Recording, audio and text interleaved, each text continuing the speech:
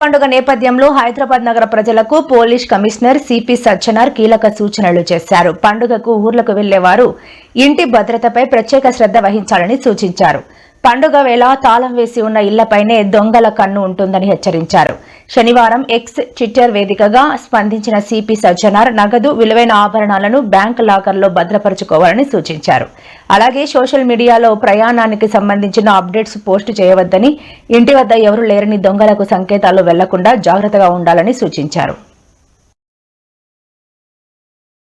పెద్ద పండుగ సంక్రాంతి పండుగ చాలా మంది వాళ్ళు సొంత ఊరికి వెళ్తుంటారు. మన ఆంధ్రప్రదేశ్, కర్ణాటకకి, మహారాష్ట్రకి, తమిళనాడుకి, కేరళకి అట్లానే చాలా చోట్ల కూడా వెళ్తుంటారు. గతంలో జరిగిన నేరాలు ఏమన్నాం అవి కూడా విశ్లేషించి ఆఫీసర్స్ అందరితో కూడా మనము మాట్లాడడం జరిగింది. అందరితో కూడా వీడియో కాన్ఫరెన్స్ చేయడం జరిగింది. సో మనము ఈ టైంలో మనము మనం రెగ్యులర్ బీట్స్ నడుస్తూనే ఉంటాం. స్పెషల్ బీట్స్ కూడా మనం వేయడం జరిగింది. ఎక్కడెక్కడ హాట్ స్పాట్స్ ఉన్నాం, లాస్ట్ టైం ఎక్కడెక్కడ క్రైమ్ జరిగింది, ఎక్కడెక్కడ నుంచి వచ్చే అవకాశం ఉంది, ముఖ్యంగా మన బస్ స్టేషన్స్ కావచ్చు, రైల్వే స్టేషన్స్ కావచ్చు, హోటల్స్ కావచ్చు, లాడ్జెస్ కావచ్చు, అవి చెక్ చేస్తూ మనము ఈ యొక్క సంక్రాంతి టైంలో మనము మా యొక్క ప్రివెంటివ్ మెజర్స్ కూడా తీసుకోవడం జరుగుతుంది. అట్లానే ప్రజలు కూడా వాళ్ళ దగ్గర ఉన్న బంగారం కావచ్చు, వాల్యుబుల్ వస్తువులు కావచ్చు, వాళ్ళు అక్కడ ఇంట్లో పెట్టకుండా లాకర్ ఫెసిలిటీ యూజ్ చేసుకోవాలి.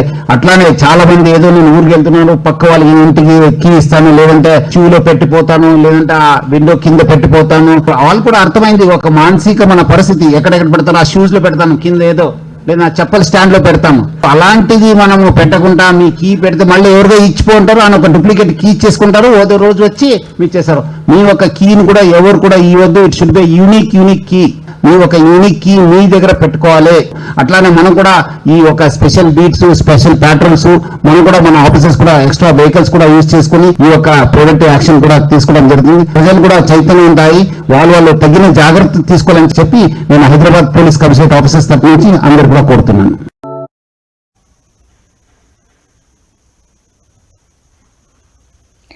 రానున్న పురపాలక ఎన్నికల్లో ప్రజల కాంగ్రెస్ పార్టీకి గట్టిగా బుద్ధి చెబుతారని బీఆర్ఎస్ వర్కింగ్ ప్రెసిడెంట్ కేటీఆర్ అన్నారు. మున్సిపల్ ఎన్నికలకు పార్టీని సన్నద్దం చేసే క్రమంలో ఖమ్మం జిల్లా నేతలతో కేటీఆర్ సన్నాహక సమావేశం నిర్వహించారు. పురపాలక ఎన్నికలకు సంబంధించిన వివిధ అంశాలపైన దిశానిర్దేశం చేశారు. మున్సిపల్ ఎన్నికలకు సంబంధించి పార్టీ తరపున చేసుకోవాల్సిన ఏర్పాట్లను, ప్రజల ముందు ఉంచాల్సిన వివిధ అంశాలను కేటీఆర్ ఈ సందర్భంగా పార్టీ నేతలకు తెలియజేశారు. పంచాయతీరాజ్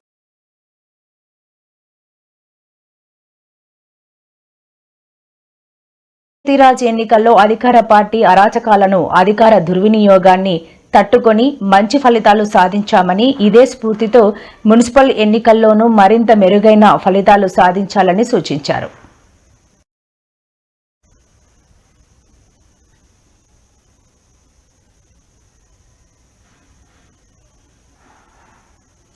హైదరాబాద్ నగరంలో ఆకతాయిల ఆగడాలు రోజురోజుకి పెరిగిపోతున్నాయి. రాత్రి వేళల్లోనే కాదు, పగటిపూట కూడా రద్దీగా ఉండే రహదారులపై ప్రమాదకర విన్యాసాలకు పాల్పడుతూ ఇతర వాహనదారుల ప్రాణాలకు ముప్పుగా మారుతున్నారు. తాజాగా ఓ యువకుడు ట్రాఫిక్ లో పడుకుని మరీ బైక్ నడిపిన ఘటన వైరల్ గా మారింది. పగటిపూట ట్రాఫిక్ ఎక్కువగా ఉన్న రోడ్డుపై ద్విచక్ర వాహనంపై పడుకొని ప్రయాణిస్తూ డేంజరస్ స్టంట్స్ చేసిన ఆ వ్యక్తి చర్యలతోటి వాహనదారులను భయభ్రాంతులకు గురి చేశాయి. ఈ ఘటనను గమనించిన ఓ వ్యక్తి వీడియో చిత్రీకరించగా అది సోషల్ మీడియాలో చక్కర్లు కొడుతోంది.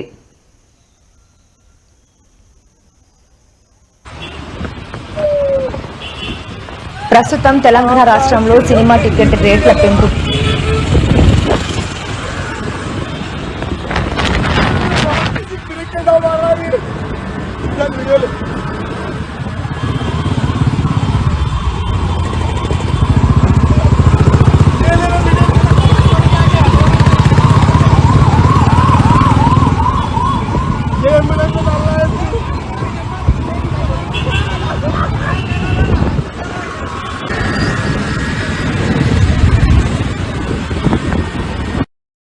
పై హాట్ టాపిక్ గా చర్చ జరుగుతుంది. మొన్నటి వరకు టికెట్ల రేట్ల పెరుగుదల ఉండదని చెప్పిన ప్రభుత్వం తాజాగా ప్రభాస్, చిరంజీవుల సినిమాల టికెట్ల రేట్లను పెంచుకునేందుకు అనుమతినిచ్చింది. ఈ వ్యవహారంపై సినిమాటోగ్రఫీ మంత్రి కోమటిరెడ్డి వెంకటరెడ్డి స్పందిస్తూ ఆసక్తికరమైన వ్యాఖ్యలు చేశారు.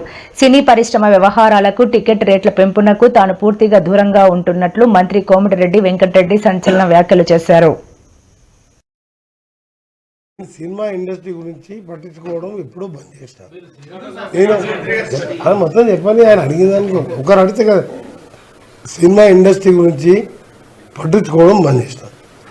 పుష్ప తర్వాత నేను కొత్త బెనిఫిట్ షోకు సినిమా టికెట్లకు పెంచమని నా దగ్గరికి రావద్దు అని వారం 10 రోజుల కింద కూడా ఏదో టీవీలో ఇచ్చిన. మొన్న ఆ మధ్యలో 2 రిలీజ్ కానీ నిన్నగాక మొన్న ఒక రిలీజ్ కానీ రేపు రిలీజ్ కాబోయే కానీ నా దగ్గరికి ఫైల్ రాలేదు. ఆ 2 సినిమాలు కూడా నేను ఎట్టి పరిస్థితుల్లో అప్లికేషన్ పెట్టుకోవద్దు, నన్ను కలవద్దని చెప్పినా నన్ను ఎవరు కలుస్తలేరు. వెంకటేష్ పుష్ప నేను సినిమా ఇండస్ట్రీ గురించి పట్టించుకోవడం ఎప్పుడూ బంద్ చేశాను. నేను మొత్తం చెప్పాలి, ఆయన అడిగిన దానికి ఒకరు అడిగితే కదా. సినిమా ఇండస్ట్రీ గురించి పట్టించుకోవడం బంద్ చేశాను. పుష్ప తర్వాత నేను కొత్త బెనిఫిట్ షోకు సినిమా టికెట్లకు పెంచమని నా దగ్గరికి రావద్దు అని వారం 10 రోజుల కింద కూడా ఏదో టీవీలో ఇచ్చిన. మొన్న ఆ మధ్యలో 2 రిలీజ్ కానీ నిన్నగాక మొన్న ఒక రిలీజ్ కానీ రేపు రిలీజ్ కాబోయే కానీ నా దగ్గరికి ఫైల్ రాలేదు. ఆ 2 సినిమాలు కూడా నేను ఎట్టి పరిస్థితుల్లో అప్లికేషన్ పెట్టుకోవద్దు, నన్ను కలవద్దని చెప్పినా నన్ను ఎవరు కలుస్తలేరు. వెంకటేష్ పుష్ప అంటే మా మీద వేసుకోండి ఒకసారి.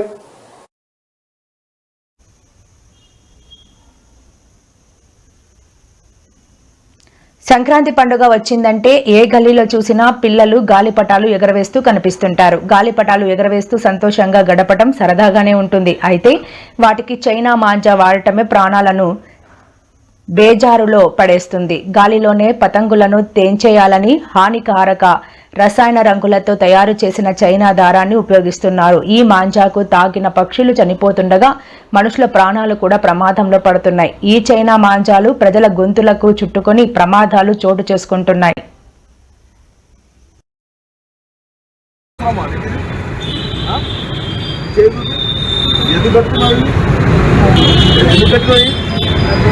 ఇది కట్ అవుతుందని ఏది కట్ అవుతుందని పెట్టినావు కదా, మరి కట్ అవుతుంది. అదేది మెడకాయ కలిగితే ఎక్కడవుతుందో తెలుసా? మెడకాయ కలిగితే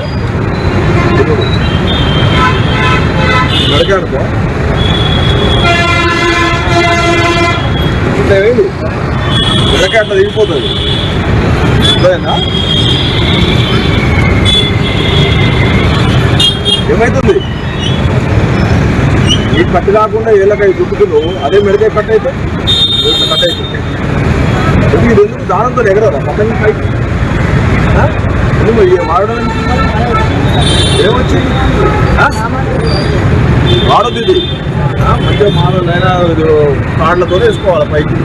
అది చూసిన ఎట్లా కట్ అవుతుంది చూసిన మెడకాయ కూడా అంతనే స్పీడ్గా పోతారు బైక్ వేసుకొని, మర్చిపోతున్నారు. దేన్ని తీసుకో.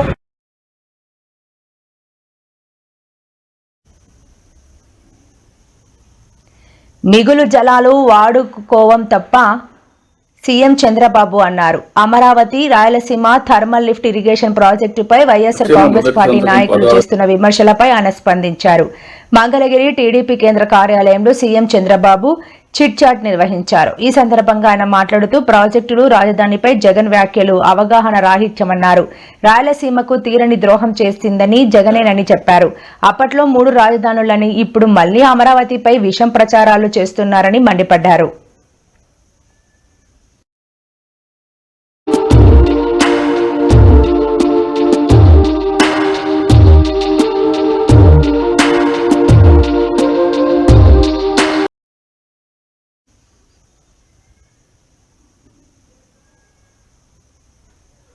వైసీపీ అధినేత జగన్ ఎప్పుడూ అమరావతిని వ్యతిరేకించలేదని, అమరావతి రైతుల పక్షాన్ని ఆయన మాట్లాడారని ఆ పార్టీ నేత సజ్జల రామకృష్ణారెడ్డి అన్నారు.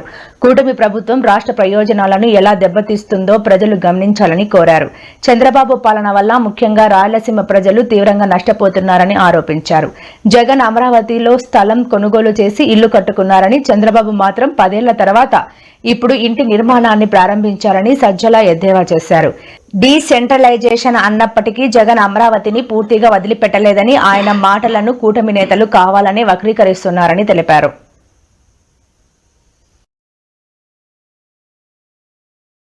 10 ఏళ్ళు హైదరాబాద్ చేసినట్టుగా నువ్వు చేసిన తప్పుడు పనికి ఆ ఓటుకు కోట్లుగా అసలు అడ్డంగా దొరికి ఇప్పుడున్న ముఖ్యమంత్రి రేవంత్ రెడ్డి క్యాష్ బ్యాక్ తీసుకెళ్ళి ఆ రోజు అక్కడ ఇస్తూ దొరికిపోతే వాళ్ళు కేసు పెడితే రాత్రి సర్దుకొని వచ్చి ఇక్కడికి వచ్చేసి అంతే హడావుడిగా మూడు చోట్ల అటు ఇటునే ఆఖరికి తెచ్చి నో మ్యాన్స్ ల్యాండ్ లాగా ఎవరు లేని చోట ఇక్కడికి వచ్చి దించారు.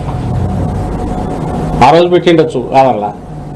అప్పుడు జగన్మోహన్ రెడ్డి గారు రాగానే అప్పుడున్న పరిస్థితిలో అక్కడికి సంబంధించినంతవరకు ఆల్టర్నేటివ్ రీజనల్ డెవలప్మెంట్లో గ్రోత్ డ్రైవర్గా వైజాగ్ పనిచేస్తుంది కాబట్టి సీట్ ఆఫ్ ది గవర్నమెంట్ అంటే హెడ్ ఆఫ్ ది గవర్నమెంట్ అందరూ అక్కడ ఉంటే మోర్ ఫోకస్డ్గా ఇది అవుతుంది.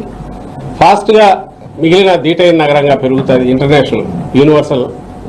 ఇంటర్నేషనల్గా కూడా గ్లోబల్ సిటీగా డెవలప్ కావడానికి వైజాగ్ ఉన్న దీనివల్ల అనేది ప్లాన్ చేసి నువ్వు కూడా అదే చేస్తున్నావు. ఈరోజు నువ్వు పేరు అమరావతిని ఇంత చెప్పి అమరావతి దగ్గర నీ డ్రైన్ అవుట్ కావడానికి ప్రజల సొమ్ము ఖర్చు పెడుతున్నావు తప్ప లేదా అసలు ఏదో ల్యాబొరేటరీలో ఉండాల్సిన క్వాంటమ్ థియరీలు ఇట్లాంటివి చెప్తున్నావు తప్ప రియల్ ఇదంతా కూడా మళ్ళీ వైజాగ్లో చేస్తున్నావుగా. జగన్మోహన్ రెడ్డి గారు చెప్పింది అదే. ఎక్కడైతే ఈ రియల్ ఇది ఉందో అక్కడ more focus seat of the government అక్కడే ఉంటే ఫాస్ట్గా డెవలప్మెంట్ అవుతుంది, ఎక్కువ రావడానికి అవకాశం ఉంటుంది. ఇది ఎలాగో డెవలప్మెంట్ జరగాల్సిన పద్ధతిలో జరుగుతుందని ఆ ఫ్లోలో వస్తున్నది. ఈరోజు మళ్ళీ చెప్తున్నది. ఈ క్వశ్చన్స్ అన్నీ ఖచ్చితంగా వస్తాయి. ఈయన ఈ 2-3 ఏళ్లలో ఇంకా ఎన్ని వేల కోట్లు డ్రైన్ అవుట్ చేస్తాడో తెలియదు. చేసి ఏం కొడుతున్నాడు?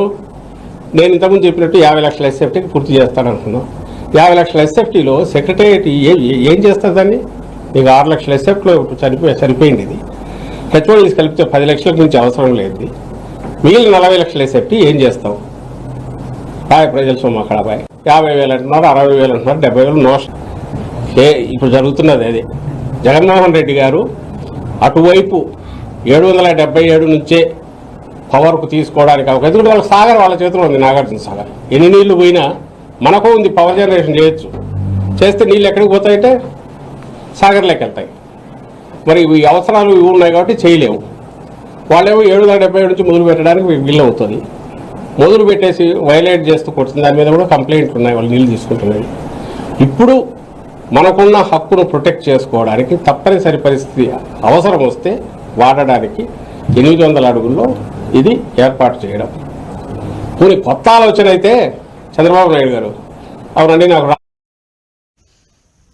ప్రముఖ ట్రావెల్ యూట్యూబర్ అన్వేష్ శివాజీపై చేసిన వ్యాఖ్యలతో వివాదంలో చిక్కుకున్న సంగతి తెలిసిందే. శివాజీ వ్యాఖ్యలపై స్పందిస్తూ అతడిని బూతులు తిట్టిన అన్వేష్ పై నేటిజన్లు తీవ్ర ఆగ్రహం వ్యక్తం చేశారు. ఈ క్రమంలో చాలా మంది అన్వేష్ ను అన్ఫాలో చేశారు. అంతేకాకుండా అన్వేష్ కు వావి వరసలు ఉండవని, 14 ఏళ్ల బాలికపై అత్యాచారం చేశాడని ఆరోపణలు చేశారు. అయితే తాజాగా అన్వేష్ ఆ ఇష్యూపై స్పందించారు.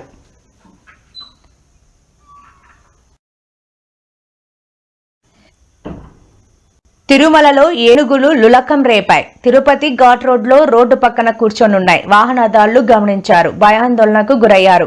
అటవీ శాఖ సిబ్బందికి వెంటనే సమాచారం అందించారు. స్పాట్కు వచ్చిన అధికారులు భారీ శబ్దం చేస్తూ ఏనుగులను అటవీ ప్రాంతంలోకి తరిమివేశారు.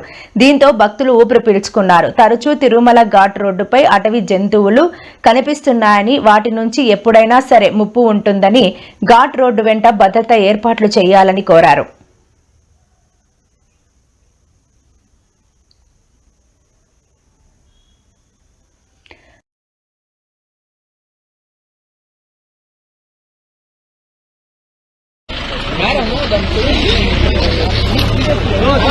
కనబడుతుందా చెవులు? ఇప్పుడు చూడు, చూడు ఓకేనా? భయంకరంగా నువ్వు క్లారిటీ ఆ పక్కన కొద్దిగా చూడగలుగుతుంది. గొల్లప్రోలులోని హౌసింగ్ కాలనీలో డిప్యూటీ సీఎం పవన్ కళ్యాణ్ పర్యటించారు. ఈ సందర్భంగా మనసుకు హత్తుకునే ఓ సంఘటన జరిగింది. తన కాన్వాయ్ నుంచి డిప్యూటీ సీఎం కిందకు దిగి నూతనంగా సుద్దగడ్డ వాగుపై నిర్మించిన నూతన వంతెనను సందర్శించారు. వంతెన నిర్మాణమైన తీరు, పనుల్లో నాణ్యతను పరిశీలించారు. ఈ సందర్భంగా కొందరు చిన్నారులు తమ చేతుల్లో థ్యాంక్ డిప్యూటీ సీఎం సార్ అని ప్లకార్డులను చేతబట్టుకుని ఆయన వైపు ఎంతో ఆతృతగా చూస్తున్నారు. డిప్యూటీ సీఎంను కలవాలని ఉత్సాహాన్ని కనబరుస్తున్నారు.